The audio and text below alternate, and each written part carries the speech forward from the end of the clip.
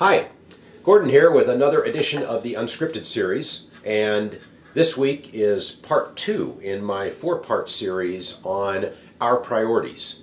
This week I'm going to talk about playability.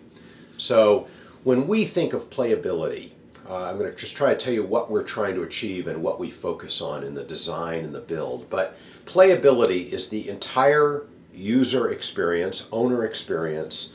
When they hold this instrument, they pick it up, they feel it and touch it, they hold it, and then they play it. I stop where it turns to tone, and that's acoustics.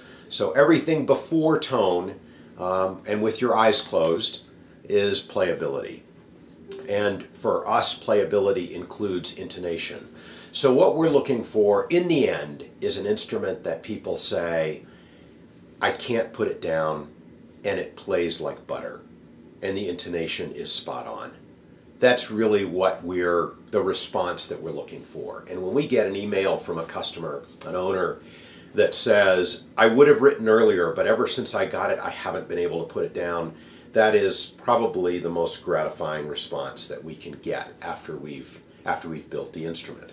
So how do we achieve that? Well, one is, in the finish, what we're looking for is when people pick it up, the first thing they do is they feel it, and I want it to feel very natural and woody and smooth.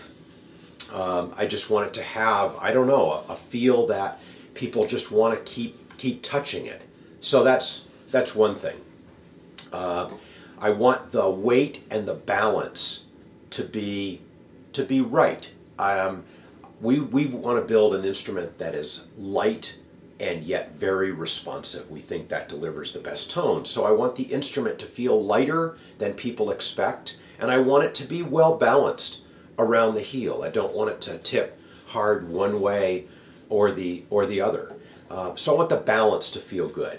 And when they have it in their arms, I want it to feel right. We think about that with the body design, and there's a lot of ways acoustically of achieving the same thing in terms of the thickness versus the outline of the body. And so when we designed it, it was to fit in people's arms and hands well.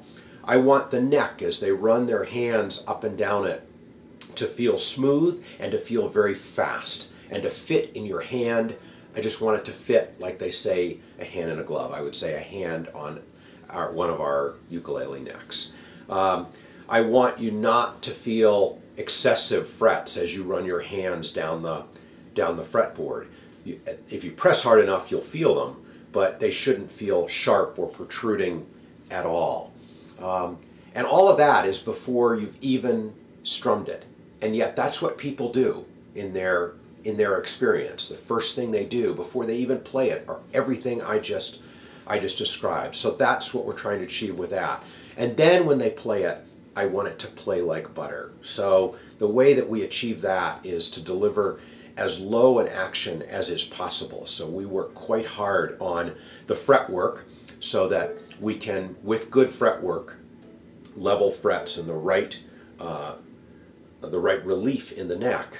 Then we can put the action very low and combine that with our radius fretboard. I've talked about that before, but that radius, combine that, and we deliver an instrument that I hope just plays as easy or hopefully easier than any other ukulele you've ever picked up.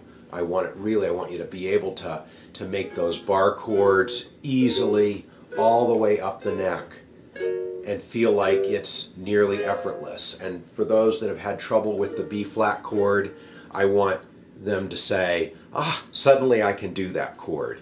So that gives you an idea of what we're trying to achieve with playability. And again, if we had to pick one thing that we think is the most important thing, it's playability. Yes, acoustics and aesthetics are also very important, especially in a high-end instrument, but we just don't want you to want to put down this instrument at all. That's what we're going for with playability. And with that, I will see you next week. Bye-bye.